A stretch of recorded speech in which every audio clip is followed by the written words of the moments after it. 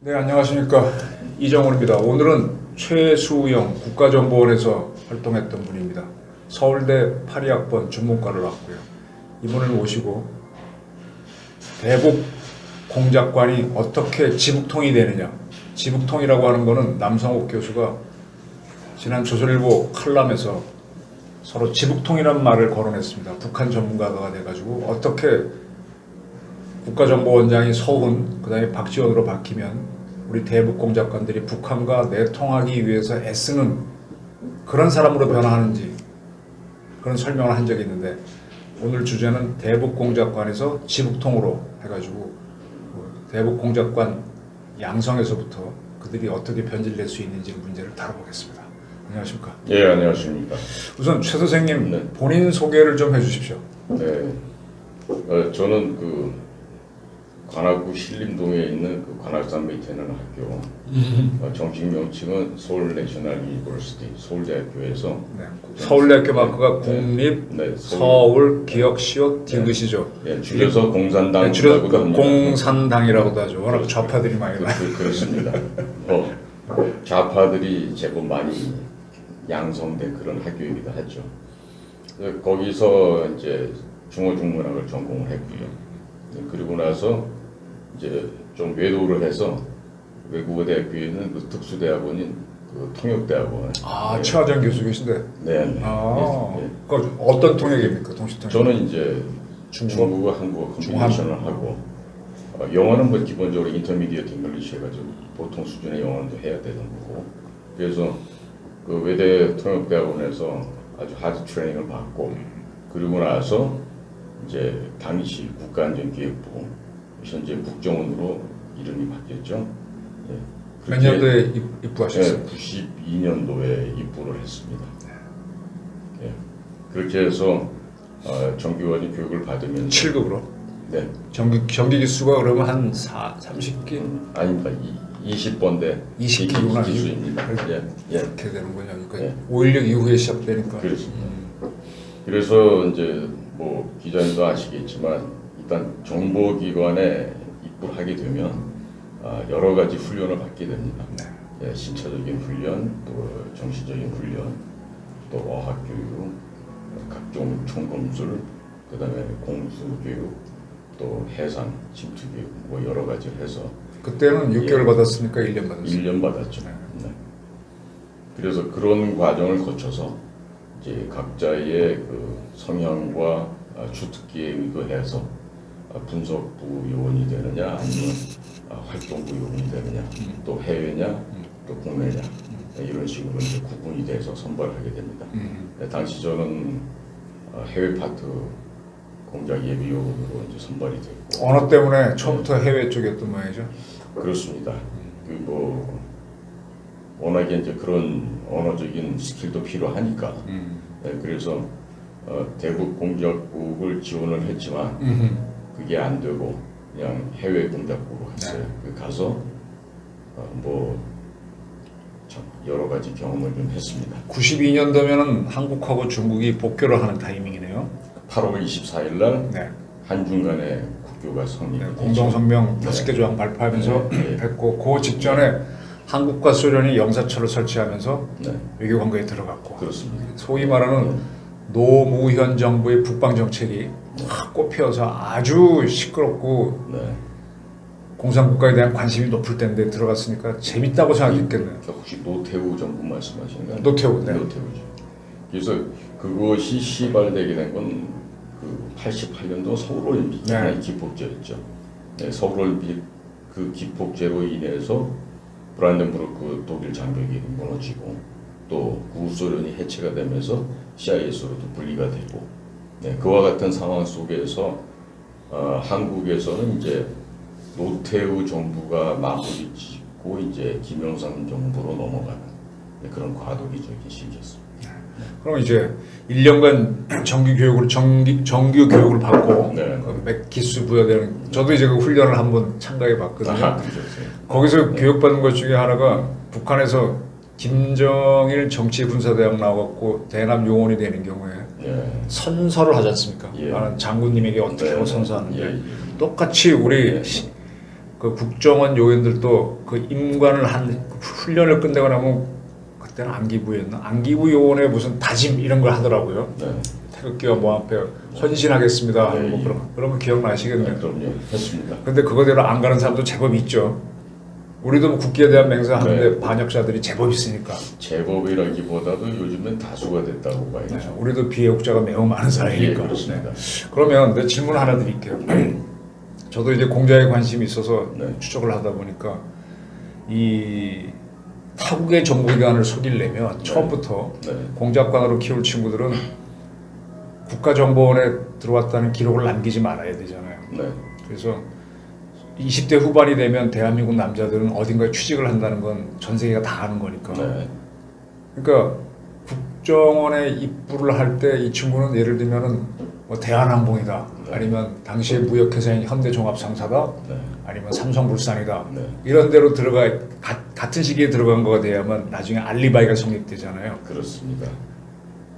그런 과정도 겪으셨습니까?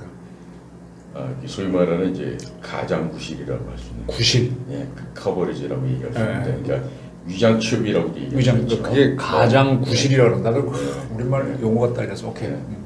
그러니까 뭐 우리가 사냥할 때 캐모플라지 해서 은닉을 하듯이 오픈된 상태에서 나의 스테이터스는 나는 이러이러한 것이다 라고 해서 뭐 내가 이러한 잡이 전문적으로 일을 한다 이게 있죠.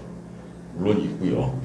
그러나 이제 유감스럽게도 이것이 이제 세월이 지나다 보니까 일종의 행정부처가 됐어요. 그리고 해외 파견되는 사람들은 자신들이 외교관으로 착각을 하는 그런 세월이 됐고, 또 그렇게 된 많은 부분은 육사 출신으로 이렇게 중점적으로 되는 그 군인들이 많은 숫자들이 이제 이렇게 이직을 하면서 아주 그 이지고잉, 요즘 젊은이들 좋아하는 워라벨, 그런 식의 그 퇴락하는 그런 모습들을 이제 서서히 보이게 되죠. 그 옛날에 그 7.2급 공무원이라는 영화가 그렇습니다. 있었어요. 예. 그 영화가 만들어진 데는 저도 조금 뭐 관심이 있고 네. 하는데 거기에 보게 되면은 끝까지 속입니다. 가족까지도. 그리고 옛날에 미국 영화 굿 셰퍼드라고 하는 영화가 있었어요. 네. CIA 초기의 창설 영화인데 거기는 보면 부인을 자식을 끝까지 이제 그 CIA 요원들이 예일 나온 친구들이 속이고 하는 모습이 나오던데 네. 그러니까 자기의 그 이력 사항을 내가 이제 해외 공작관으로 뛰려면 저쪽 나라의 블랙이나 뭐 그레이로 들어간다고 뭐 화이트는 뭐 그렇다고 치더라도 들어간다고 하려면 아예 나는 이쪽에 근무 안 한 거가 돼야 되니까 그걸 쭉 만들어가고 또 본인도 그렇게 말을 하고 다녀야 되는데 네. 그걸 하다 보면 본인도 혼란스러워지지 않나요? 여기 와서 일하고 저쪽에 신분 갖고 있는 게.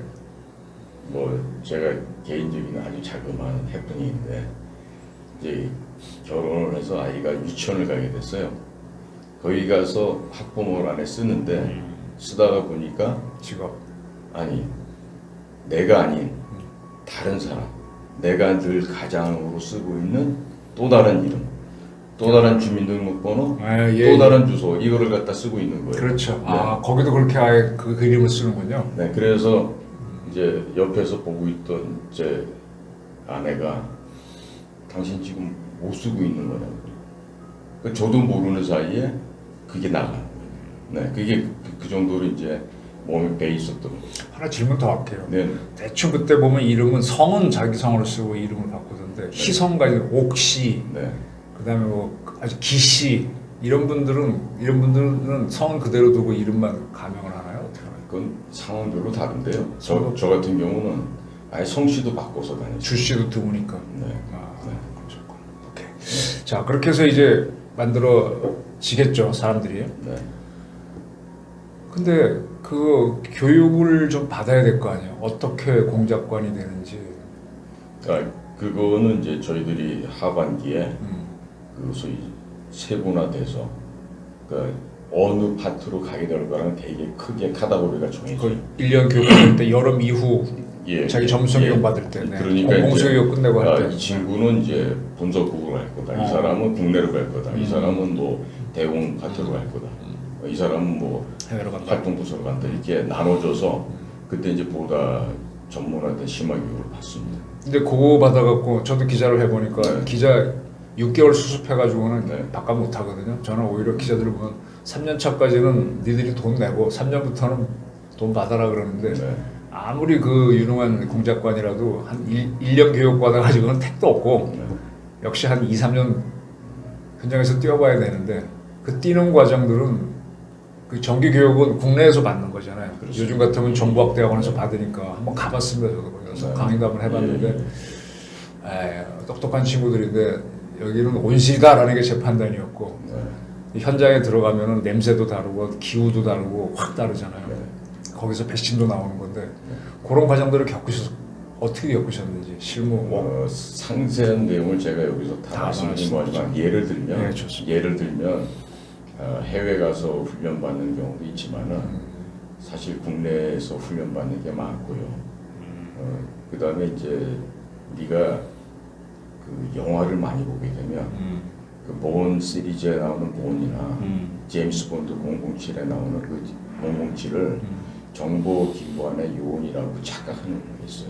그건 에이전트죠. 네, 그러니까 그 사람들은 소위 말하는 하부망이 얘기되는 거고 또 실제로 영화라는 것은 찍다가 잘못 찍으면 필름을 끊어버리고 새로 찍으면 되는데 사실 저희들 현장에서 움직이는 활동들은 그걸 어떻게 다시 중단하거나 되돌릴 수도 없고 그런 거예요. 그래서 한때는 그런 그 아무런 ABC도 모르는 사람이 그 대표 선수로 회장으로 와서 원장으로 그렇게 해서 회사를 아주 말아먹은 게 있죠. 네. 그럼 이제 어쨌든 제가 드린 질문은 네. 이 공작과를 어떻게 네. 공작과를 어떻게 양성되는지 네. 그다음에 그 경쟁력이 모사드나 CIA나 MI6하고 경쟁을 네. 해야 될 거 아닙니까? 네. 어떻게 경쟁력 있는 사람을 키워내야지 우선은 그 인품을 보는 게 참 중요할 것 같아요. 네. 저도 기자들 보게 되면 네. 기자 될 놈이 있고 네. 아유 쟤는 그냥 일반 기업체 가서 공무원이나 하면 좋겠다 하는 뭐 다르게 보이는데 네.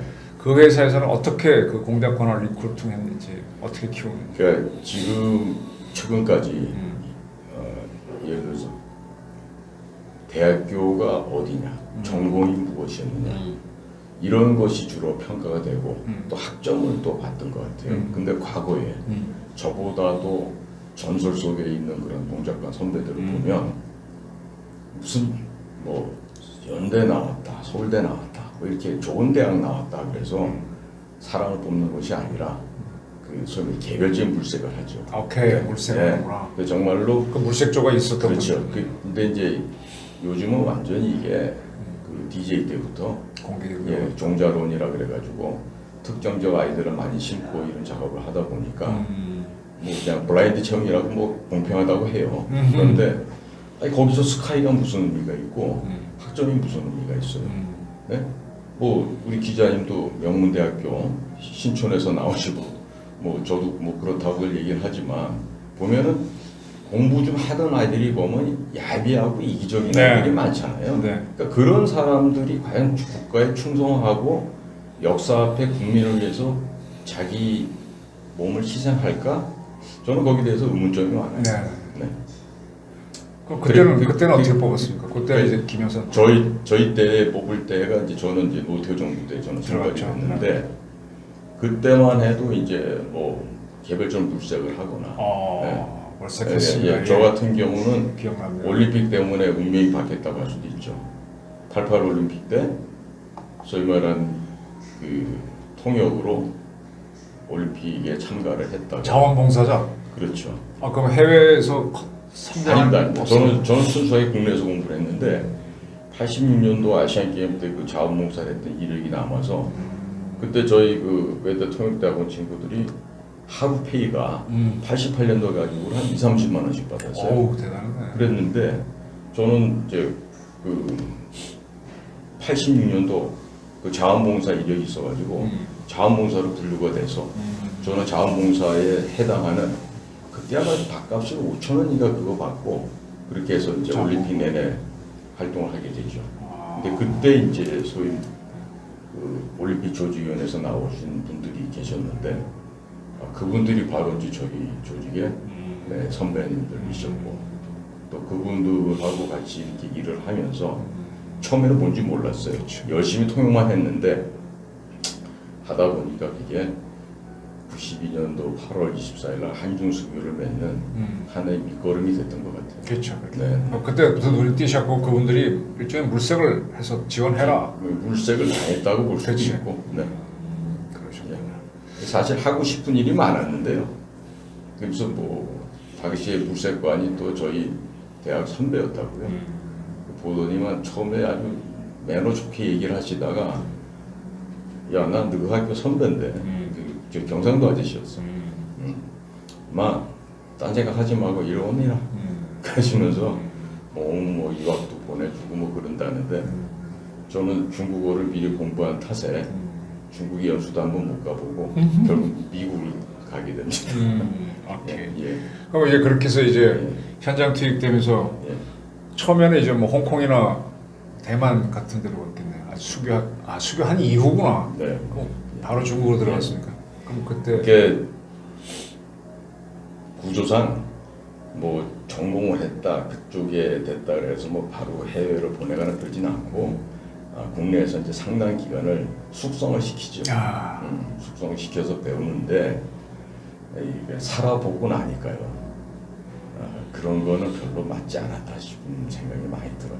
우리 주 선생님 스타일이 안 맞았다 아니면은 공작관을 키우는데 불편하다. 예를 들어서 미국이나 다른 선진 정보기관, 독일이나 뭐 이스라엘이나 뭐 영국이나 이런 나라하고 비해 봤을 때 솔직히 대한민국 요원들의 수준은 많이 떨어진다고 봅니다. 기자 선생님들도 그러실 거예요. 워싱턴에 가봤더니 그 소위 풀제로 교포들을 쓰지 현장 나가서 취재하는 기자가 없어요. 그렇죠. 또 중국에 가서 봤더니 김정은이가 와가지고 조고대를 향해서 들어가고 하는데 일본 기자들은 잔뜩 와서 취재하고 있는데 대한민국 기자는 단 한 명도 없어요. 근데 나중에 물어봤어요. 기자 선생님 여기 특파원은 왜 나왔느냐? 그랬더니 우리는 뭐 본사에서 지원이 얼마 안 되기 때문에 앉아서 일한다. 그러길래 야, 기자가 현장을 안 가고 기사를 쓴다. 전 놀랄 일인데 요즘은 국정원도 그래요. 예를 들면 이런 거예요. 워싱턴 가면은 뭐 허드슨 연구소, 뭐 해피지 연구소 많잖아요. 싱크탱크 많은데 거기에서 나오는 페이퍼, 리서치 페이퍼 이런 것들을 가지고 사람 만나가지고 이제 소위 말하는 짜집기를 하는 거지. 나 여기 지금 오늘 유력 인사 A 씨를 만났어.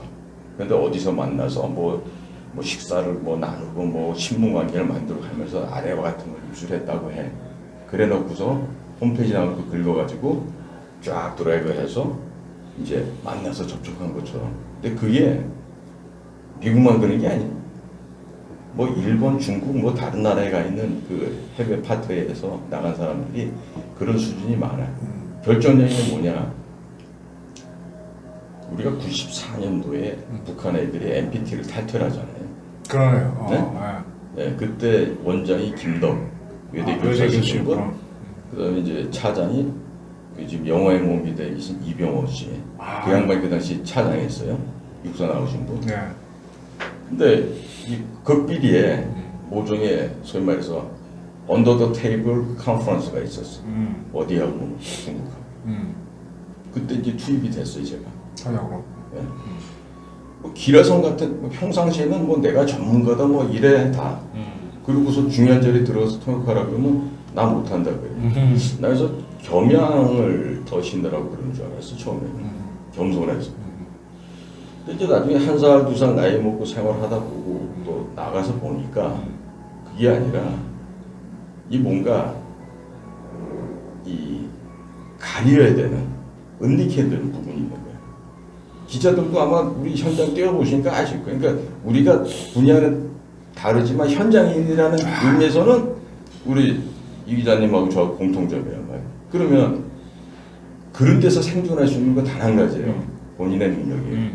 출전. 네, 거기서 이 우리 저 국내에서 쓸 때 이거 달고 다니는 신분증. 우리 이거 개마패 혹은 똥마패라 그래. 국내에서는 방어막이지만 해외에서는 그건 나 잡아가시오. 근데 해외에서 그런 거 어디 있었어요? 없어요. 한 적이 없어. 그럼요. 그런데 거기서 말도 안 된다, 장비도 조작을 못 한다, 뭐를 하겠어?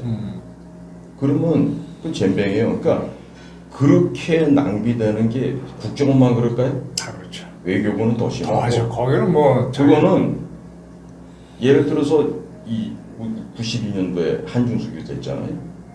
그거를 외교부에서 뭐 한 거 같죠? 그거 외교부 한게 네? 뭐가 있어요? 그리고 뭐 나중 보면 뭐 등비하는 용을 쓴 김하중 씨라고 있어. 있죠. 대사 제일 오래 있죠. 예. 그런 사람도 중국말 잘 못해요. 뭐. 그런데 대외적으로는 중국 최고의 전문가라고 돼 있어. 그런데 진짜 중국 전문가는 우리 안에 있었어요. 그분은 어디 가도 표도 안 내시고 진짜 요원이시죠. 그러니까 저 같은 거는 그런 선배님들하고 이게 비교 상대가 안 되지만 감히 비교를 하면 그 선배님의 발가락이 떼도 안 돼요. 그런데 그런 분들은 진짜 겸손하시지. 그치. 어디 드러내지 않고. 그치. 이게 이제 제가 이번에 나온 것도 보면 딴 게 아니에요. 이 가상화폐가 절취되고 절취? 예, 절취. 그러니까 근본적인 돈의 시작점이 우리 국내 돈이 아니라 해외에서 훔쳐내는 돈이에요. 누가? 북한 해커들이. 오케이. 예. 그리고 그 해커들이 외국은행을 갖다가 도둑질을 하는 거예요. 그리고 나서 거기서 모아진 돈을 가지고 해외에서 가상화폐를 사는 거예요.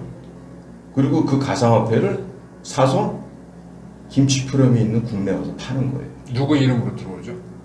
가상화폐는 우리가 달러를 송금하고 받고 할 때처럼 이 표가 안 남아요.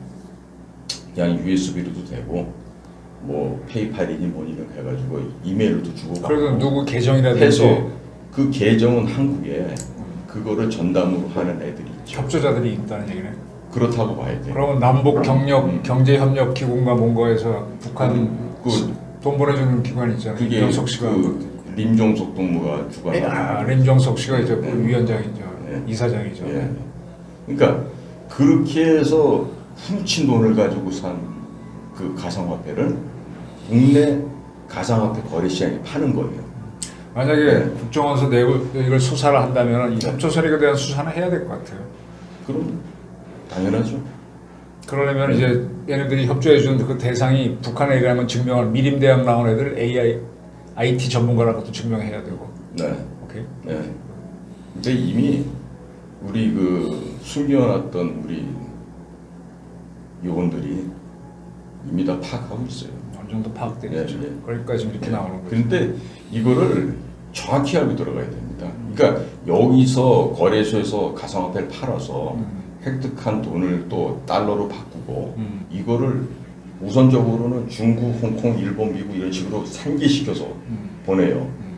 절대로 이 달러로 보내는 게 아니라 가상화폐 계좌나 자기들끼리 그 페이팔이나 아니면 이런 식의 방법으로 보낸다. 달러를 안 보낸다. 달러로 보내는데 그럼 내 질문이요. 네. 국내의 달러가 제한돼 있잖아요. 네. 뭔가 달러를 많이 매집하면은 네. 달러 가치가 올라버린단 말이에요. 네. 아주 환시장은 예민하잖아요. 그렇습니다.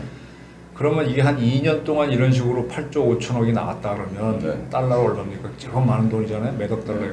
한 60억 불 이상. 그렇죠. 그러면은 그게 그때마다 외환시장에서 눈치를 못 채나? 한번 할 때마다 쫙 뭐 1,000만 불, 5천만 불 이렇게 쫙쫙 달러를 매집할 거 아니에요. 그거는 일종의 그 누가 봐주거나 또 눈 감아주거나 이런 게 없으면 할 수가 없죠. 그러니까 그거는 이제 네. 법적으로 그러는 네, 건데 네. 딱 전문가들 보기 때는 네.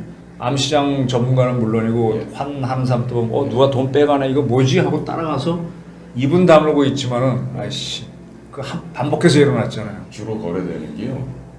우리나라에도 카지노가 있지 않습니까? 카지노를 쓰면은 아주 유용하게 활용하죠. 그건 세탁하기 좋은 거고. 그러니까 환전도. 그래서 소위 우리가 오른손 왼손 얘기를 해요. 예. 그래서 돈도요. 직접 보내는 것도 있지만 드물고요. 돈이 양쪽에 있어요. 예를 들면 홍콩에도 돈이 10조가 있으면 여기도 10조가 있어요. 그러면 반칙이로. 예. 그래서 여기서 보냈다 하면 거기서 그만큼을 빼서 차액을 다른 데 환치기. 하는 거예요. 네. 그래서 그 요인만큼 또 근데 중간에 이번에는 송금이라고 하니까 차원은 다른 환치기는 아닌 것 같아요. 그런데 이것들이 지금 그 페이팔이나 이런 그 전신으로 이메일에 보내면서 여러 군데를 돕니다. 이게 중국에 가서 거기서 바로 현금 찾는 게 아니고 그렇죠. 몇 군데 돌려. 그 중동 지역을 한 바퀴 더 돌아요. 그리고 돌아오고 나서 몇 번의 세탁 과정을 거친 돈을 이제 중국에서 있는 소위 그 어둠의 세력들이라고 할 수 있는 그 친구들이 그런 작업들 돕고 삼합회. 예를 들면 그런 거죠. 트라이언트. 근데 상업회 말고도 중국에는 그런 조직이 많죠. 많습니다. 네. 뭐 위조지폐 전문 조직부터 많죠. 해서 네. 인신매매며 장기 적출이며 그걸 그런 통칭 뭐라? 그걸 상합회라고 안 합니까? 상합회는 전도 전문적이긴 하지만. 그러니까 삼합회는 주로 활동 영역이 그 홍콩을 중심으로 한 동남아 지역이고 이 중국의 동북 지역을 가면은 러시아 쪽하고의 그 마피아들하고 마피아들한테는 연합돼 있는 그런 또 상당히 남성스러운 그런 조직들이 있어요. 일본의 야쿠자 비슷한 조직들이네요. 그렇죠. 폭력 범죄 조직, 네. 건설회사도 갖고 네. 있고. 네.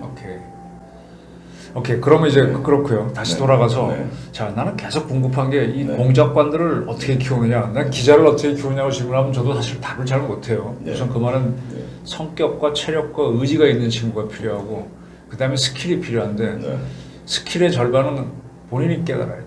맞습니다. 저도 다급해고 살려주세요 하면서 배운 기술도 있고 왜냐면 내가 현장에서 살아야 되니까 점더 예. 올라가니까. 예.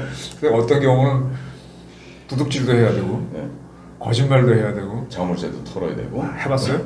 휴지통도 들고 나와야 되고 뭐 갖고 나온 다음에 며칠 있다 갔다 들어왔어. 정말 당황. 이 사람이 왜 왔어? 그러는데 설명할 수도 없고 비켜줘도 없고 네.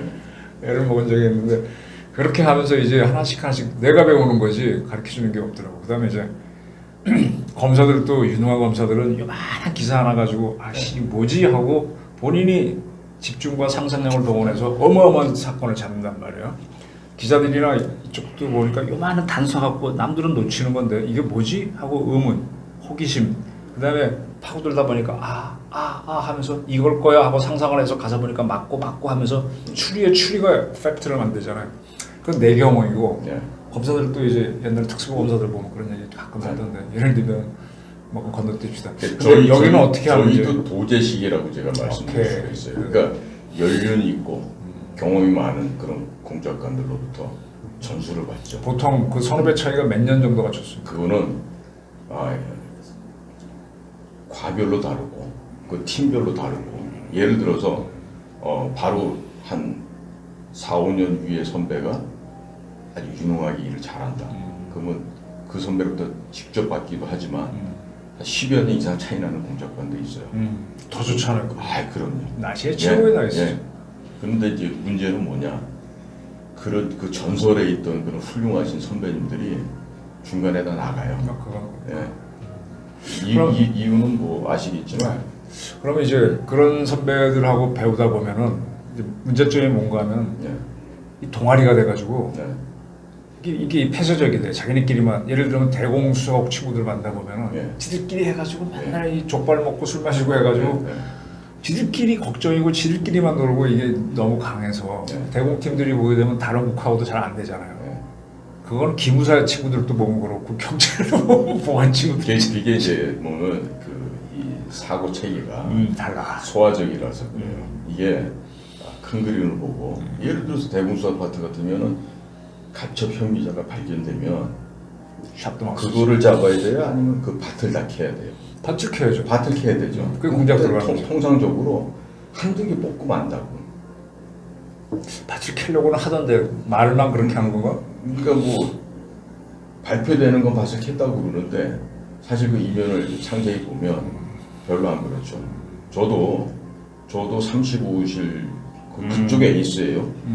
그거를 제가 하나 찾아냈어요. 언제 찾았냐면 90년대 중반에. 그래서 그거를 파기 시작합니다. 파서 한국에 왔던 거 다 확인하고 와서 누구를 만났던 것도 확인하고 드디어 이 친구가 한국을 오게 됐어요. 자기는 내가 보고 있는지 모르지. 그렇게 해서 조사를 하고 당시에 얘를 상대로 잡아서 순간적으로 제압하고 이놈을 가지고 직접 했어요? 그럼요. 역용을 하자. 역용을 하자. 네. 왜냐면 큰 사업을 하려면 역용해야지. 그러니까 제 생각은 해외 나와 있는 얘네들 35호실 지금 뭐 정책정부로 통합됐지만 북한의 이 35호실이라는 대기정보조사부 얘네들은 거기서 최고의 에이스들이에요. 그래서 이놈을 잡아서 털어내고 훈방해서 보내면서 역용을 하자는 게 원래 방침이었어요. 근데 위에 있는 아저씨들이 책임을 못 지는 거야. 그때가 누구 정권 때죠? 그때가요? 김대중 때지. 원장이 누구예요? 그때 네. 김 검사 출신 그분인가? 신건 때인가. 그때가 이제 96년, 7년, 8년 이때니까 김대중 정부가 신건. 김대중과 97년도에 이종찬 씨가 처음 저기 원장을 했고 이종찬 씨 때 우리 선배들이 한 580명 정도 목이 날아가고 국사모가 만들어져. 네, 국사모가 만들어졌고 하여튼 그 97, 8년도 그때였다. 오케이. 네. 그랬었군요. 자, 그러면 이제 공작관들이 양성되는 건 도제 시스템. 네. 자기가 좋아하는 선배한테 딱 가게 되면 저 맹수가 자기 어미 따라다니면서 사냥술 배우는 거랑 그렇죠. 그 영역도 이어받게 되고. 네. 자, 그렇게 됐을 때 내가 궁금한 거는 네. 이제 본인이 이제 사냥을 나섰을 때 네. 저쪽에 겨우 해외 공작이라고 그럴 때 결국은 대북 무대가 다른 데서 대북 투쟁을 하는 거잖아요. 그렇습니다. 그럼 북한에 나와 있는 애들이 대성안에 나와 있다, 또는 뭐 삼천인 구역으로 나와 있다, 네. 또는 뭐로 나와 있다, 따라가는데 그 중에 저놈 수상하다 하고 발견해서 컨택을 어떻게 들어갑니까? 그러니까 웬만한 북한 아이들은 해외 지가 뭐 무역 일꾼으로 나오던 대사관으로 나오던 그 인원에 대한 기본 정보는 우리가 다 파악하고 있어요. 그거는 그 나라 예. 걔네들이 나온 나라의 정부 통해서 얻은 그러니까 거예요? 뭐 여러 가지 경로를 통해서 비교적 상세하고 구체적으로 파악을 하고 있죠. 그러면 목표물이 정해지잖아요. 그럼 주변 언저리를 판다고요. 주변이란 건 뭡니까? 그러니까 뭐냐면 자 예를 들어 이 사람이 자주 가는 곳, 음식점. 혹은 자주 교류하는 인사들 그렇게 해서 이제 소위 측면에서 간접적으로 공략을 하나씩 그렇게 해가죠. 들어가죠. 네. 그리고 이제 결정적인 중간에 가서 이제 포섭 단계까지 들어가죠. 그럼 이제 주변 그 친구가 가는 음식점, 그 친구가 자주 가는 술집 네. 가서 이제 네. 그 사람들을 포섭해가지고 좋은 네. 얘기 들어가고 네.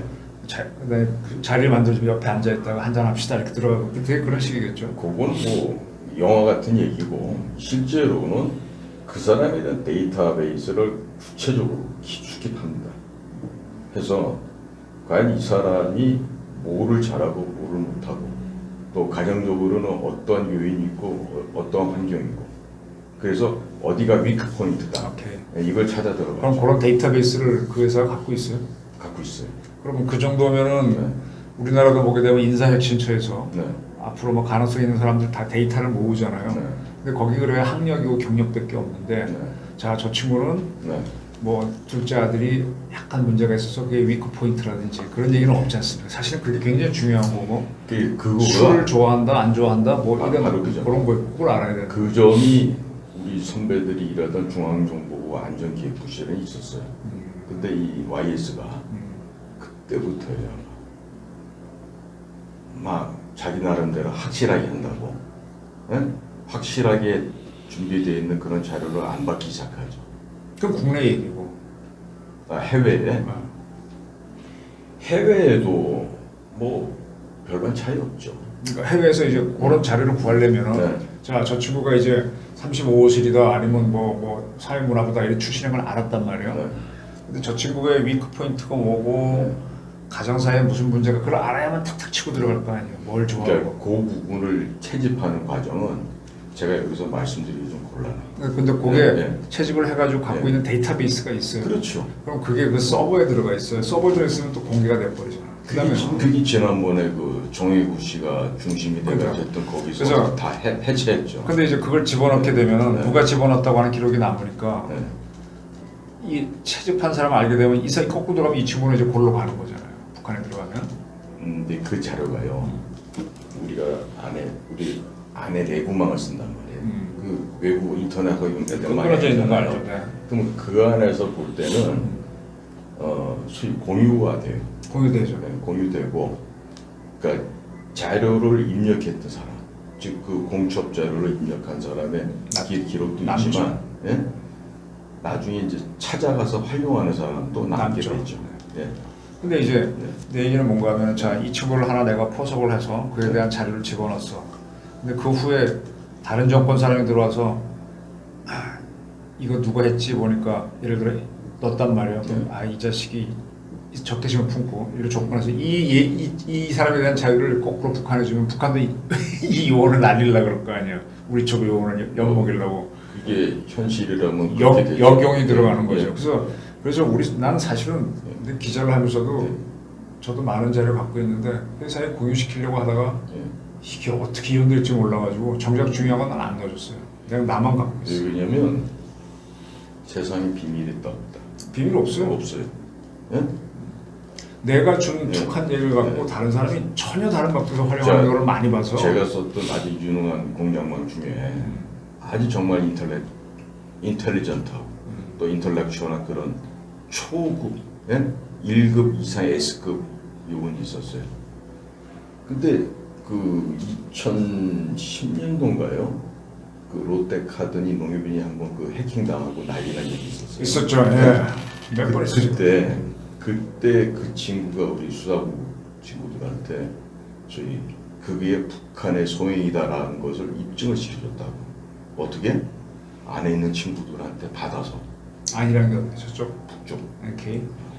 그런데 우리 쪽에서 그거를 대통령한테 보고하는 과정에서 우리 안에 원장실에 보좌하고 있는 비서실에서 셌을 수도 있고 세죠. 청와대에서 셀 수 있는데 청와대는 더 잘 세고 거기서 그 협조해줬던 북한인 사람들 골로 가야 돼.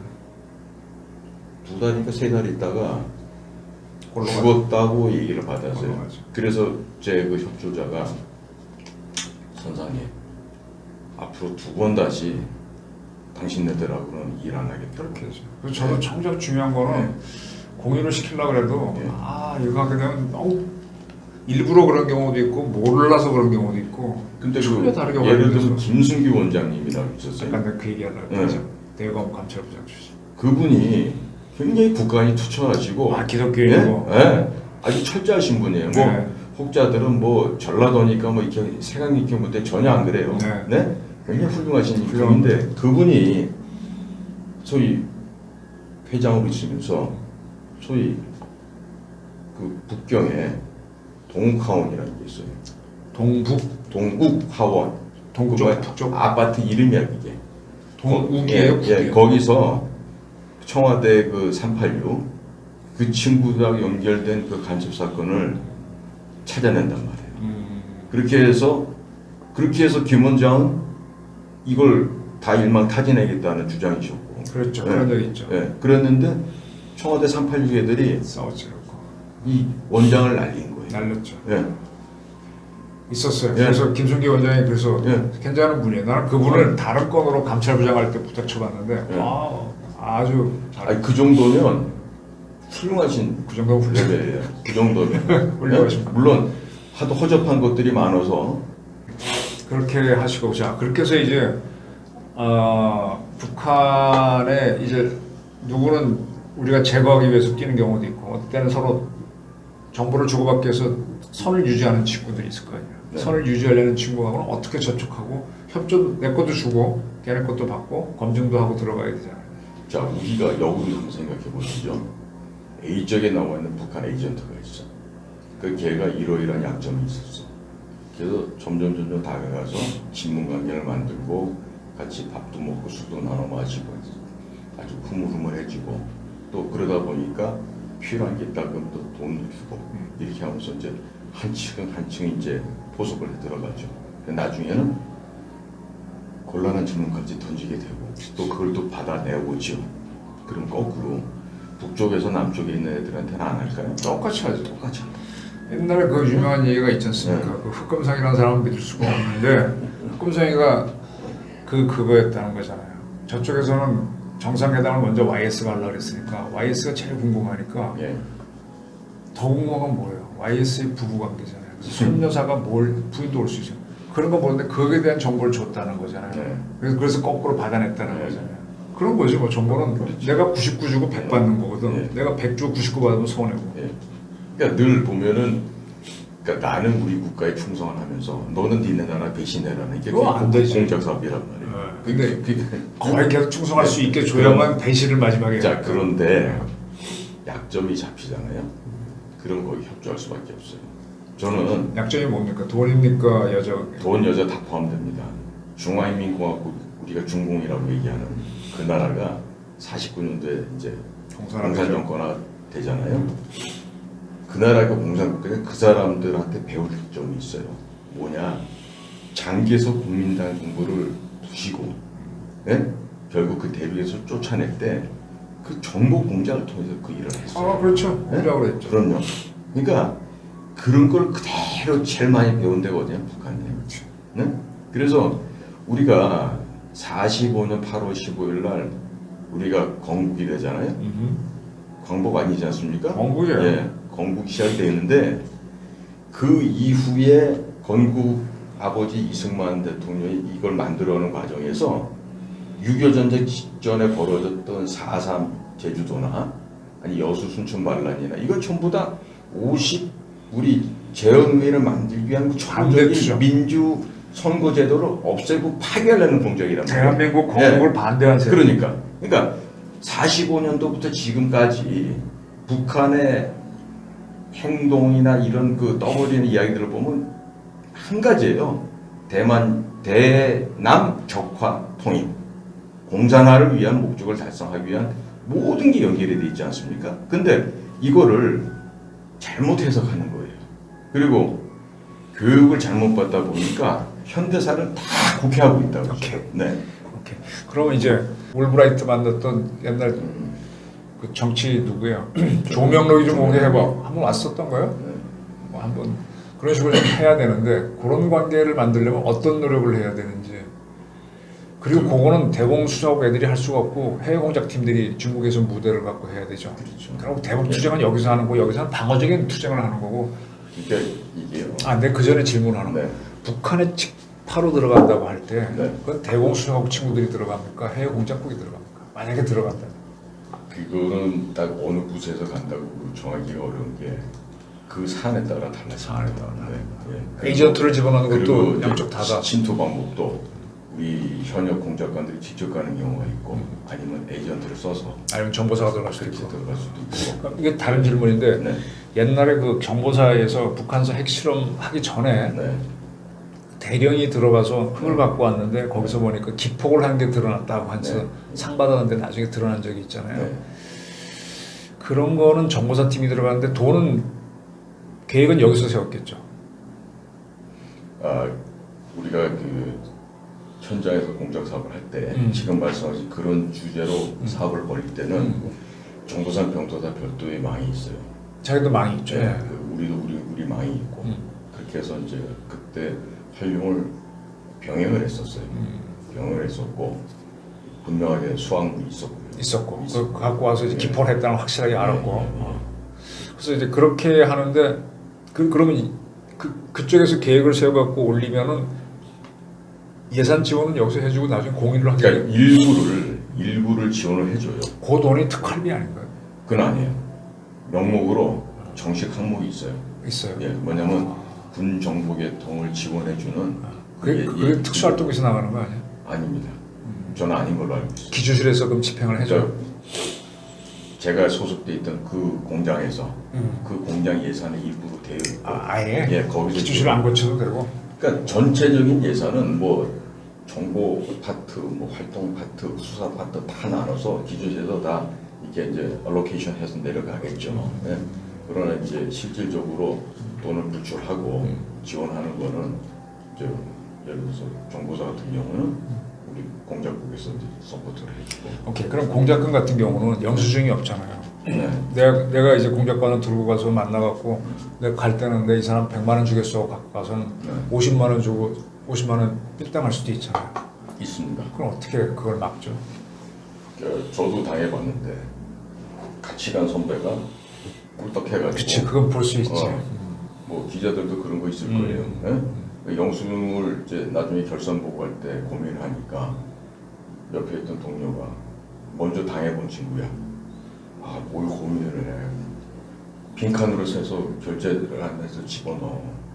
메꿔져 나온다니까. 근데 진짜 그렇더라니까. 그런 양심 없는 사람들이 있고 그 결과가 안 좋아요. 이렇게 살면. 응? 그렇게 하고. 근데 그걸 막는 방법은 없어요.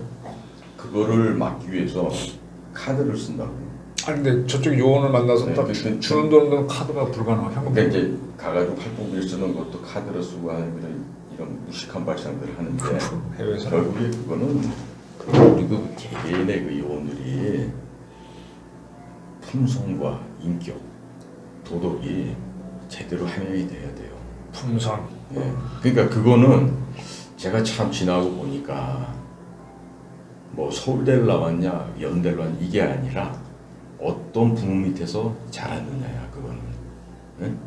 그래서 그게 예를 들어서 바람둥이 아버지 밑에 바람둥이 나오고 노름쟁이 아버지 밑에 노름쟁이 나오잖아요. 이상한 짓 하는 놈들 보면 꼭 첩의 자식들이 많잖아. 예? 근데 그게 벌써 유전적으로 씨 종자가 그런 거예요. 그래서 이스라엘은요 절대로 돈이나 부귀영화, 공명심 이런 걸 원 애들 모사대에 안 뽑아요. 근데 저는 지나고 보니까 여기 정보기관에 와서 어깨에 힘주고 지네 집 재산 지키려고 하는 놈도 없지 않아 있었더라고요. 응? 그러니까 그런 사람들이 와서 국가 보위 최전선에서 일을 한다? 더블 성설인 거죠. 예. 자 그렇게 해서 이제 쭉 오다가 이 정권이 확실하게 바뀌어갖고 북한하고 뭔가 해야 되겠다. 그럼 북한한테 우리의 제의를 전달해서 뭐 정상회담 하자 이렇게 되면은 이 공작을 위해서 관리해둔 선들이 북한하고 이제 연락통이 되는 거잖아요. 지북통이 되는 거잖아요. 그러면 갑자기 내가 어택을 했는데 피티션 사정을 해야 되는 쪽으로 바뀌면 공작관들은 기분이 한마디로 더럽죠. 그래도 하나요? 먹고 살라고? 먹고 살라고 해야 되는 사람들도 있을 거고 뭐 저처럼 관둬 그러고 그냥 때려치고 나오는 사람들 있을 거고. 손가락 벌어야죠. 네? 그럼 손가락 벌어야지. 그러니까 나올 때는 뭐 자기가 밥 먹고 살 거는 세워놓고 나와야죠. 그럼 이제 그 사람들이 이제 지북통으로 변해가는 과정인데, 네. 자 그때 나는 이제 내 기자를 하면서 나는 현장이 모르잖아요. 내가 주의관이라고. 그럼 네가 가서 해. 네가 판단해서 네가 보내. 나는 네가 보낸 기사 중에서 내가 기자로서 봤을 때 전후 관계가 논리가 맞으면 실어주고 아니면 안 실어주는 거 그 역할을 하겠다 그랬는데 계속 이 친구는 나보고 지시를 해달랬어. 야, 나 현장을 몰라 임마. 나 이거 갖고 애들 많이 싸웠거든요. 예. 똑같이 자 여기도 갔는데 여기서 그러니까 나는 공작관이나 기자는 굉장히 현장에 갔을 때 본인이 판단하고 본인이 창의력을 발휘해서 뚫고 들어가야 돼요. 맞습니다. 위에 지시 갖고 하면 안 돼요. 네. 어떻게 들어가요? 그건 네가 들어가야지. 네. 막 담을 뛰어넘던 뭐든 간에 그죠. 근데 이제 이걸 근데 이렇게 창의력 있게 하던 친구들은 여기서 야 이제부터 너 얘네랑 잘 지내서 쟤네 누구 모시고 와라는 오다가 떨어지면 힘이 쫙 빠지고 창의력이 없이 이제 심부름꾼으로 바뀌어야 되는데 그게 이제 보통일 것 같아요. 내 경험을 거꾸로 풀어보면. 그러니까 어떤 그 분명한 국가관을 가지고 소명의식 하에서 이 회사를 왔는데 이 지시를 갖다가 부당한 지시를 받았거나 이럴 때 공작관 개인별로 갈등을 겪을 수가 있죠. 그러니까 일례를 들면 그 김대중 씨가 이제 노벨 평화상을 받는데 그 노벨상 평화상을 받기 위해서 얼마나 많은 우리 요원들이 희생됐는지 몰라요. 그렇죠. 네? 노르웨이 팀부터 다 네. 많이 뛰었지. 네. 그러고 그걸 갖다가 대외적으로 공개했던 그 친구도 보면은 아주 훌륭한 에이스였어요. 그 친구도 서울대 법과대학을 나오고 진짜 그 아주 훌륭하게 영어도 잘하고 팔방미인이었는데 그 분노를 못 이기고 나가고 얘기를 했다. 그때 뭐 다른 언론사에서 보도를 그런 식으로 하는 바람에 이 친구도 다치고 결국 미국으로 망명을 해서 미국에 살고 있는데 김기삼이라고 있어요. 아니 오랫동안 통화했었고 그 친구 만나러 미국 갔다가 리젝트 당해서 한국에 쫓겨온 게 나예요. 그래요? 그리고 그 친구 라이벌이 국회의원 하는 김한정이 아니에요. 라이벌하기보다도 김한정은 다 아니까 근데 깜짝이야. 김한정 그 친구는 그 김민석이랑 같이 네. 이 경제학과 8학번 친구들인데 인생을 잘못 사는 아이들이죠. 네, 그러니까 양심이 없는 아이들이죠. 김기삼 씨는 네, 네. 이제 네, 그러니까 옛날 얘기. 김기삼이는 뭐 옛날에 만나보셨겠지만 제가 참 아끼는 후배고 진짜 훌륭한 직원이었어요. 그런데 그런 에이스 요원을 그렇게 망가뜨리는 게 그 지금 말씀하신 그 어떤 그 정치적인 그 전환이 됐을 때 자 A 방향으로 가던 걸 딱 확 돌려가지고 B로 가라 그러니까 이 직원들이 혼돈이 생기죠. 네? 그리고 그야말로 그 양심이 있고 결기가 있던 김기삼이 같은 친구는 에이씨 못해 먹겠다 하고 내 던지고 그냥 발표하는 그러니까 그 김기삼 직원이 말했던 그 내용들이 제대로만 이렇게 조사가 되고 하잖아요. 노벨상 어린 반푼업지도 없는 소리예요. 거기 보게 되면 무슨 이제 노벨상을 받아요. 그 평화상은 노르웨이에서 주죠.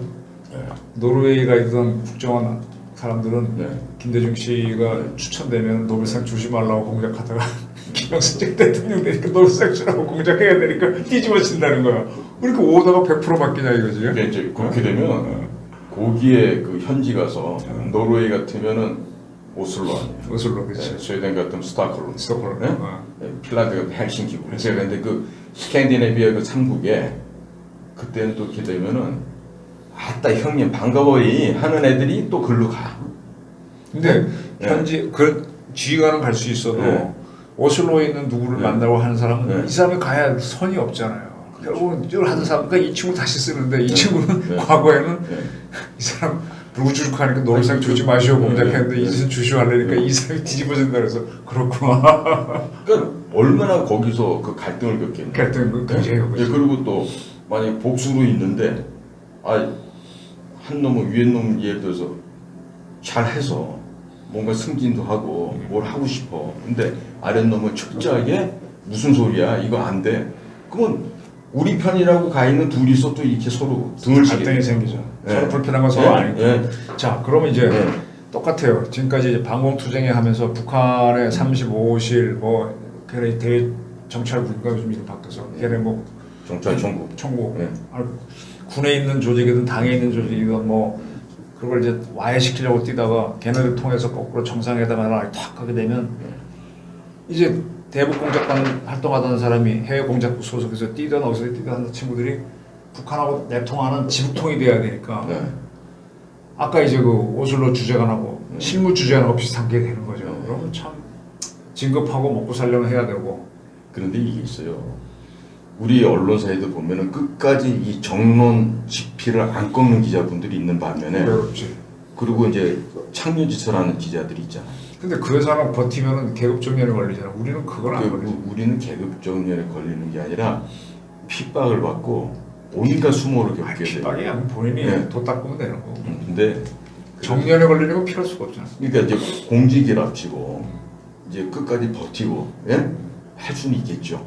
그런데 버티기가 힘들죠. 네? 온갖 탄압이 들어오고 하니까. 저도 네. 버티면 버티는 건 할 수 있어요. 근데 진급 안 되는 거는 첫 답이 없더라. 진급은 안 되죠. 근데 그 진급 안 되면 잘리잖아. 잘리죠.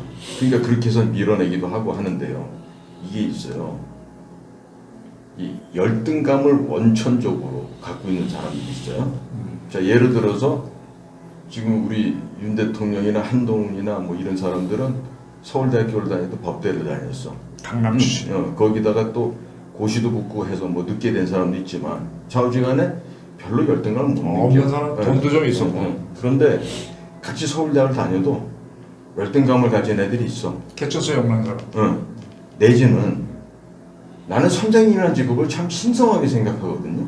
선장. 선생님, 선생. 스승님, 오케이. 가리키는 직업 말이에요. 교사. 근데 이상하게 그 사범대학 다니는 애들 나 참 좋게 보는데 쥐들 스스로가 이렇게 주눅이 들어있어. 그래가지고 내가 안기부에 와보니까 안기부에도 우리 서울대학 출신들이 꽤 있어요.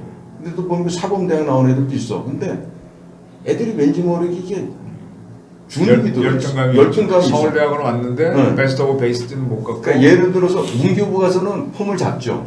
나 서울대 나왔다고? 교육계획 서울 사대는 마피아예요. 덕분에 대한민국이 망했지만 서울 사대는 그렇지.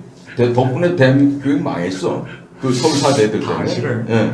그런데 이 정보기관에도 와봤더니 이제 법대 애들도 있고 뭐 상대 나온 애들도 있고 저희들처럼 물리대, 인문대, 사회대 나온 애들도 있고 근데 당연히 또 그 교육대학, 사범대학 이러잖아요. 근데 그런 출신들이 있어요. 그러니까 그런 애들은 뭔가를 갖다가 돋보이고 싶어하는 이런 욕심이 있는 거야. 인정받고 싶고. 있지. 그러다 보니까 다른 요인들이 첨가되는. 그러니까 이게 잘못되면 지금 우리 말씀하신 것처럼 그게 약점이에요. 지국통이 되는 거예요. 그게 약점이에요. 네. 그래서 그런 사람들이 원래 말 잘 들어요. 그럼요. 그리고 이제 딱 하나가 고리가 걸리잖아요. 그러면 너 이거 우리가 너 이거 부를 거야. 시키지 않는 일까지 해.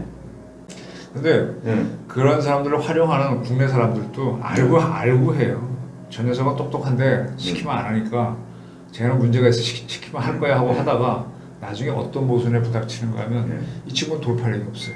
얘는 이해할 줄은 아는데 그래서 화를 내서 지들끼리 싸우더라고. 근데 보세요. 우리가 그 해병대 친구들 만나보면 once more and forever more 한 번 해병 영원한 해병이다. 그러면 우리가 KGB가 그 짓을 많이 했었는데 과거에 그 어느 지역의 어느 조직에 침투해 들어갈 때 거기에 공작 하고망을 부식을 해요. 부식 심는다는 거야. 그런데 제일 좋은 게 뭐냐면 그 안에서 일하는 사람들. 베스트지. 예? 소위 내부 첩자야. 그러니까 좋은 대학일수록 군대 갔다 오거나 이렇게 형편이 어려운 애들한테 접근을 해서 장학금을 주고 용돈을 주고 이러다 보면 얘네들이 학창 시절부터 소위 말하는 밀정 역할을 그렇지. 소위 뿌락지라고 해. 그럼 그런 애들은 거기서 쓰고 끝 맺어야 돼요. 그런데 얘들은 조직에 영입을 해서 직원화하는 거예요. 예? 그게 이 국가정보원, 뭐 안전기획부 이 시절에도 있었던 것 같아. 이게 지금 언중유골이에요. 그래서 이렇게 그 학창 시절에 소위 동료 우리 학생들, 뭐 학생운동, 언더서클 하던 뭘 하던 간에 학내 사정을 염탐해서 보고하던 애들. 밀정하는 애들. 그렇지, 밀정이라고 그러지. 그러니까 이렇게 한 애들이 들어와서 요원이 되면 그렇지. 또 그 역할을 또 하지. 그렇죠. 그러니까 근데 그런 애들은 결국에 또 배신해. 옛날에 벌써 오래됐다. 그 신입 직원들하고 아까 공수교육 받고 뭐 하는 것 중에 하나 지리산 등산을 같이 했었어. 아 그래요? 근데 산 잘 타요. 첫날 내가 하루 늦게 올라가서 걔네들 먼저 가 있고 새벽에 노고단만 가서 출발했네. 내가 그랬지. 지금부터 장터목까지 가는데 다 알지 않냐. 나보다 늦게 온 니들 내가 불린다 그랬더니 애들이 가만히 있더라고. 나오니까 같이 갔던 국정원 중에 툭 치고 어이씨 우리 애들 앞에서 큰 소리 치냐 기자가 그랬거든. 근데 어쨌든 간에 내가 제일 먼저 가진 않았지만 내가 15분 먼저 갔어. 아 그래? 내 애들 워낙에 체력이 좋으시잖아. 돌리려고 그랬는데 15분 먼저 가서 있다 보니까 추워서 몸이 굳어서 나가기가 싫은 거야. 애들도 뭐 기진맥진 왔는데 근데 그건 그렇고 이제 그때 쭉 그 직원들을 보면서 이제 그 밀정 문제를 좀 근데 그때 누가 와 있었는가 하면 감찰실장이 감찰실에서 온 친구였어. 근데 그 친구랑 계속 얘기하는데 홍보팀 되거든. 그 친구 상당히 인상적이야. 여기 얘네들 몇십 명 있지만 저 중에서 영어 실력도 아니고 뭐도 아니고 이게 따로 있다는 거야. 공부 잘하는 것도 아니고 체력만도 아니고 그걸 내가 잡아내야 된다 이거예요. 그래서 그렇지, 리더를 잡고 배신 안 할 놈을 잡아야 되고. 그렇죠. 근데 밀정한 놈은 여기서 밀정한 놈은 저기서 밀정한단 말이야. 사람이 안 변한단 말이야. 안 변해요. 그래서 많은 사람들이 사관학교에서 사관교육대학 시켰는데 왜 이렇게 했냐. 부모가 이미 만들어 놓은 게 있는데 사관학교 4년에서 얼마나 바뀌어. 그렇죠. 안 바뀌어. 기자들 보니까 안 바뀌어요. 쓸만한 애들은 골라 쓰고 에이스로 가야 되는데 하다 보면 얘네들을 거느리지 못하는 사람들은 배신할 수 있는 얘네들도 맞춰주니까 했다가 또 자기도 모색하고 조직이 계속 그렇게 가더라고. 그래서 이제 난 국정원이나 이런 조직 같은 경우는 그 원장을 내부에서 계속 나와야만 워치하던 게 있어서 사람을 볼 텐데 새로 딱 하게 되면 예년이 하는 사람 무조건 꼭 올 거 아니야. 이거 간부부터 그럼 춤을 춘단 말이에요, 그죠? 정확하게 모르니까 참 문제구나. 문제가 신문사도 마찬가지고 제가 그걸 어떻게 바꾸나? 정보기관이 정보기관으로서의 제대로 역할을 하려고 그러면 제일 중요한 게 사람이라고 좀 봐요. 그 CIA나 MI 그쪽 보면 내부에서 계속 올리잖아요. 네, 그렇기도 하지만 네. 이 선발 과정부터 중요합니다. 선발 과정부터 될성 싶은 떡잎을 알아보고 그걸 뽑아야 되는데 가장 잘하고 있는 이스라엘을 보면 탈피오렛이라고 그래가지고 고등학교 과정부터 중고등학교 때부터 국가에서 관심 있게 보고 그 다음에 거기서 제일 공부 잘하고 리더십 있고 그 다음에 체력도 좋은 애들을 제일 힘든 샤렌 메트칼 같은 우리 말하면 특전사 미국으로 말하면 델타 포스 그런 군부대를 거쳐서 담금질을 또 해. 그렇게 하고 거기서 정말 우수한 애들은 다 창업을 하게끔 해. 그래서 이스라엘이 전 세계 특허가 제일 많아. 그런데 정보기관은 어떠냐? 걔네들만큼 정말 혁신적인 기술도 비등비등하지만 그 가운데서도 정신자세가 특별한 놈들. 정말로 내가 이스라엘을 위해서는 내 목숨까지 던질 수 있다. 젊은 시절에 네타냐후가 그런 사람이죠. 그렇죠. 출신. 예. 하버드. 그러니까 네타냐후 형이 요나단 혹은 요나단이라고 하잖아요. 그 바람하게 나. 그 엔테베 작전에 그 이스라엘 그 항공기 엔테베 들어갔던 게 네타냐후가 아니에요? 형이에요? 형이야. 아, 헷갈려. 그래서 그 형이 그 둘이가 하버드 다니다가 이제 조국이 불렀지.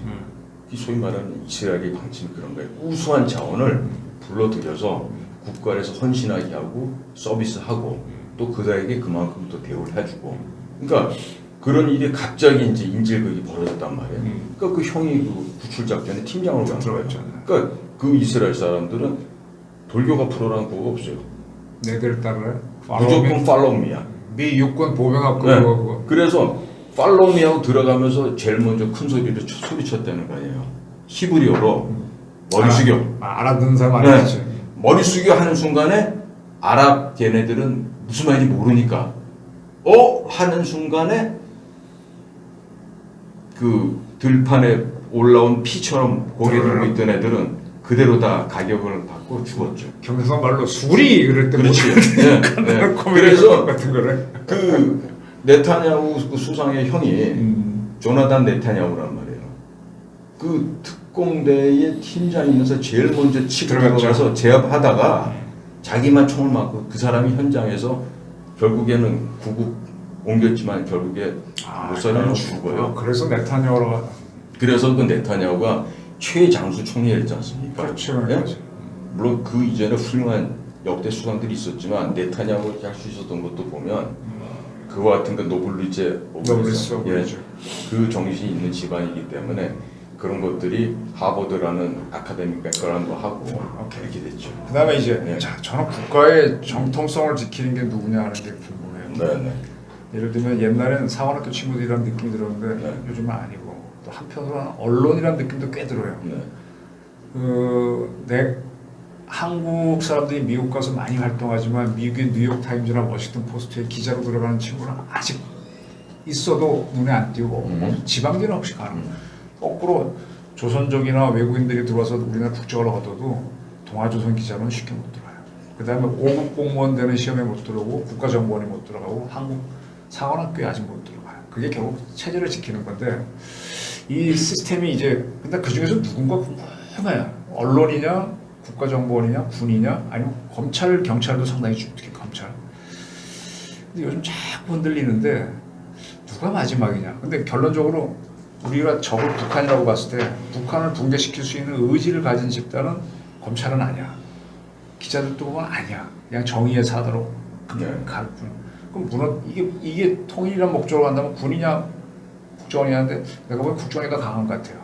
근데 이 국정원이 아니 본래로 보면은 근데 이게 휘청휘청하면서 이제 통일부가 되고 있으니까 자 기자님 요걸 어떻게 풀어야 될 거야? 현장에서 취재하시다 보면은 어떤 그 외교라고 이렇게 표방되는 사건들을 보면 겉은 우아하고 아름답잖아요. 그러나 그런 아름다운 결과가 맺어지기까지는 그 물밑에서 수고하는 많은 사람들이 있죠. 오리발 있잖아요. 경쟁하는 예. 마치 백조는 우아하게 헤엄치지만 그 밑에 물속에서 발은 열심히 휘젓고 있단 말이죠. 그러니까 그와 같은 일을 병행해야 돼요. 그러니까 이게 지금 우리 공작가들이 그동안 말을 못하고 있다가 제가 이제 유튜브에 다른 방송에 한번 출연했잖아요. 전화통이 빗발쳐요. 나가서 제발 이 얘기 꼭 전해라. 뭐냐? 그런 그 험지에서 3D의 일을 해보지 않고 현장에서 일해보지 않고 그 교수들 뭐 이런 사람들 나와서 뭐 어린애들 같은 뭐 원트랙은 어떻고 투트랙은 어떻고 이래가면서 외교 안보는 이런 거 얘기하는데 제발 좀 언론에서도 그런 애들 좀 부르지 말라 이거야. 그리고 국가에서도 쓰지 말고. 왜? 아니 외교가 무슨 애들 땅 따먹기요. 무슨 고무줄 놀이 하는 거예요. 보면 철없는 애들이 나와가지고 전문가라고 떠든다 이거야. 거기다 또 유학 한번 해보면 영어 조금 된다고 와서 꼬부랑 말 쓰고.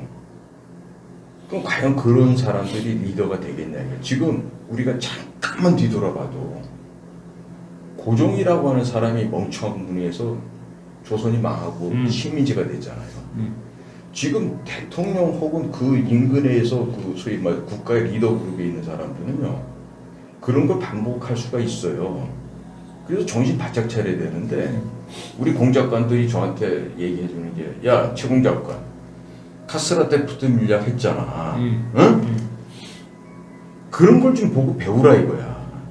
아마 제가 이 6글자만 말해도 우리 기자님 머릿속에서는 아 그래 이런 식으로 조직되고 이렇게 돌아갔지 팍팍 연결되잖아요. 이런 식의 작업이 돼야 되는데 맨날 보면은 뭐 전략적인 동맹관계를 유지하기 위해서 뭐 반도체 동맹하고 이 완전히 앵무새들 무슨 녹음 테이프 틀듯이 이런다고. 이 왜 그런지 아세요? 정보기관이 행정부서가 되고 맨날 보고서 이렇게 해서 그런 거예요. 싱크탱크. 예? 예. 근데 이스라엘이 모사드를 이번에 대통령도 뭐 롤 모델로 삼아야 된다고 얘기를 하는데 모사드가 그렇지 않아요. 예?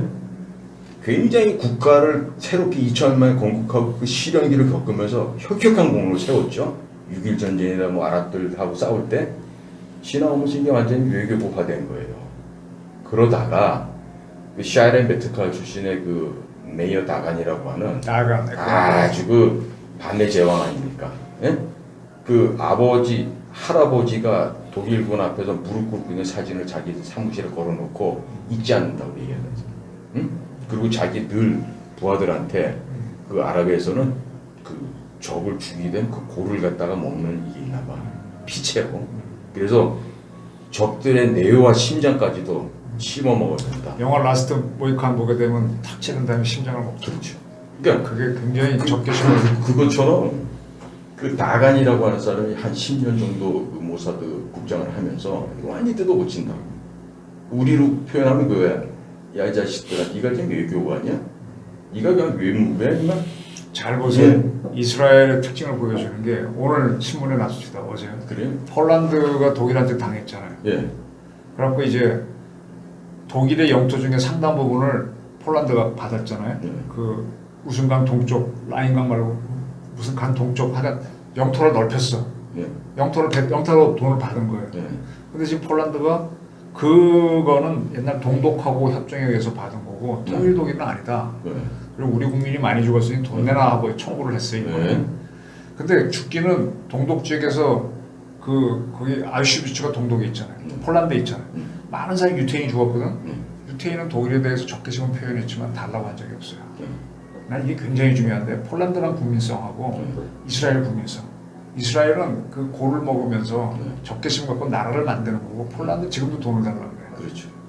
그러니까 나는 우리가 한일 간의 역사 문제를 풀 때도 박정희 돈을 받아서 경제 키운 건 그걸로 딱 끝내고 그다음에 경쟁심, 적개심을 갖고 풀어가야지 계속 돈 달라고 하면요 나라가 발전 못합니다. 당연하죠.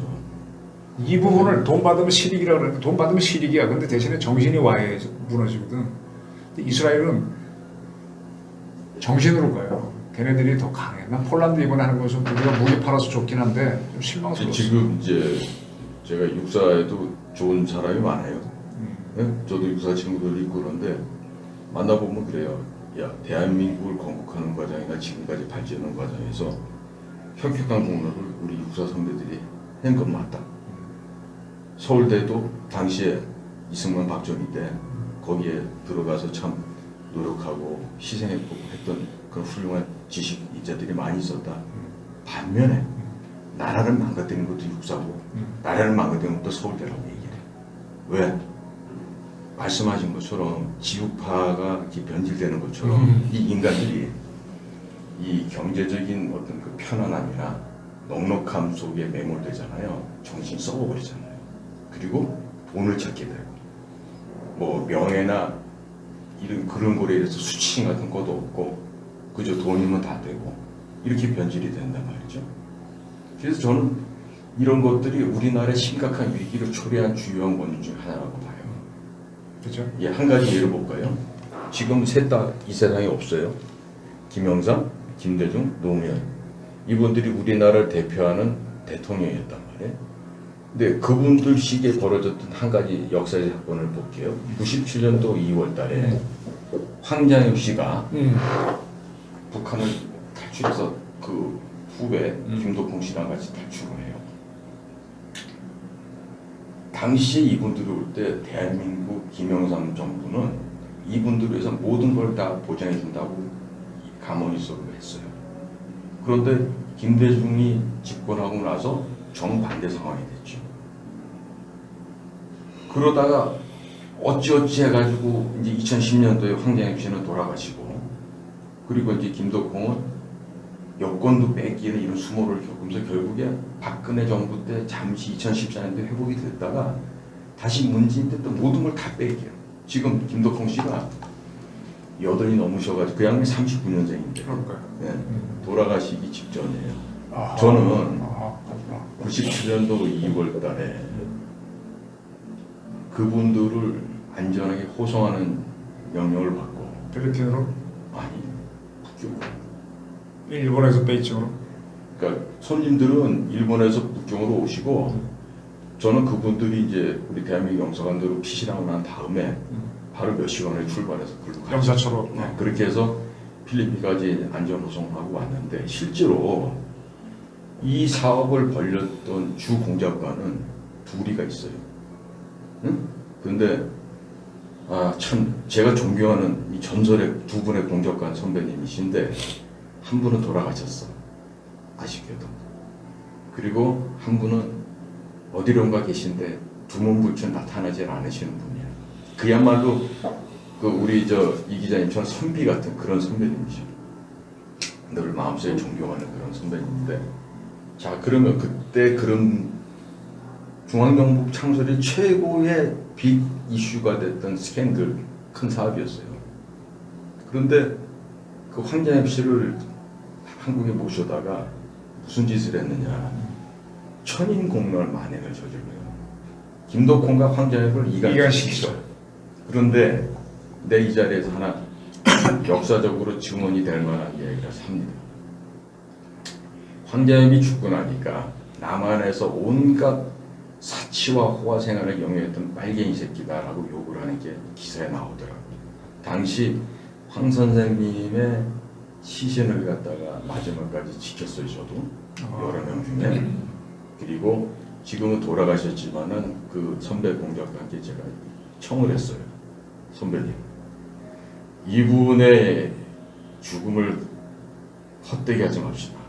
그리고 황장엽 선생님의 송독비를 평양 대동강변에다 우리가 수복 후에 세워드립시다.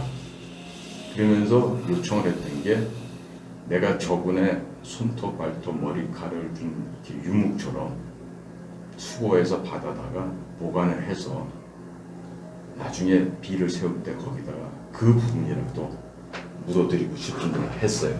그랬더니 선배님이 오케이 했어요. 근데 사실은 우리 공작관들의 마인드는 다른 데 있어. 대일 명분은 그렇게 세웠어. 그런데 그 이면에 뭐가 있었냐? 황장엽 씨의 애를 낳았다고 한 여자가 있어.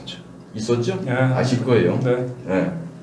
어디에서 영업한지도 다 알고 있었는데 아, 제가 그래서 사실은 그거를 그 태어났다고 한 아이의 머리카락 이런 거를 수거해서 유전자 검사를 하려고 했어요.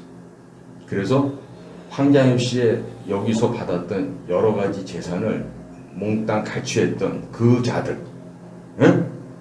그 연놈들을 죄성을 밝히고 단죄하려고 했어. 근데 내부적으로 막힘을 당했어. 네? 2010년도 10월 10일에요. 돌아가신 날짜가. 그리고 국립묘지에 못 간다고 해서 몇 날 며칠 싸움을 해서 결국에 갔는데, 자 보십시오. 아무리 닮은 삼키고 쓰면 뱉는다 하지만 김대중 정부가 했던 또 정말 상상을 못할 악행을 벌인 게 있어요. 이 자리에서 내가 공개합니다. 자, 이렇게 공작 끊었던 친구들이 어찌어찌 해서 북한하고 해서 길을 뚫어라 이렇게 오다를 받고 하게 되면 이제 그 어떻게 해야 합니까? 하나요? 먹고 살기 위해서. 약점이 잡혀 있는 상태에서 합니다. 하고 또 안 하면 어떻게 됩니까? 협박의 도가 높아지죠. 그러니까 자신에 대한 협박뿐만 아니라 너 애 어디서 공부하냐며, 미국에 있기 때문에 어디 있다며, 그렇게 해가지고 병주고 약줘요.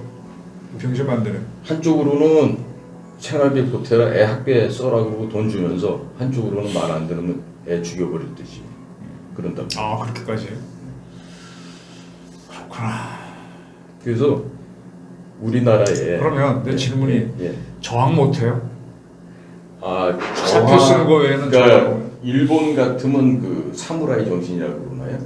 그 할복하고 싹둑고 하는데요. 예, 그걸 하는데 아직까지 우리나라는 그런 사례가 없죠. 제가 그 존경하는 우리 선배 공작관들 중에서는 그렇게 뭐 포섭돼서 그런 게 아니라 여기서 방해를 하고 책임 못 지겠다고 막 워낙에 역량이 출중한 공작관이니까 이 사람을 이제 그러니까 소위 말해서 궁지에 몰고 이런 식으로 해서 빨리 이제 잡아져 나간 경우도 있지만은 기자님 말씀하는 것처럼 포섭이 돼서 그들로부터 지령을 받았을 때 거부를 못하냐?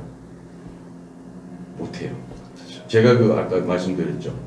학교 다니면서 내 학우들을 배신했던 뿌락지들, 밀정 출신들, 그런 애들은 정보기관에 들어와서도 결국에는 밀정짓을 해. 예, 그리고 그 밀정짓을 안 한다 하더라도 그런 애들의 생각은 뭐냐면 내가 고시를 하거나 이런 애들보다 더 출세를 해야 돼. 상승 욕구가 있는 거야. 이제 대부분 그런 애들이 뭐 자기 의지는 아니지. 없는 집 세운 애들이 좀 많아요. 그러다 보니까 이 60, 70년대를 거치면서 지금도 이 법조계에 이상한 뻘건 애들이 있잖아요. 그 전부 다 이국에서 보내주는 장학금 받고 공부한 애들이라고요. 그러니까 선배들한테 세뇌를 당하는 거예요. 또 그런 걸 또 집체교육을 하고 그 정도는 자체적으로도 해서 자기네 그 끈 안에 계속해서 묶어주는 그런 게 있다고 봐요. 그래서 변절을 하게 되는 거군요. 자, 오늘은 우리 해외 공작관을 지냈던 최수영 선생님을 통해서 공작관에서부터 지붕통까지를 제목으로 한번 이야기 들어봤습니다.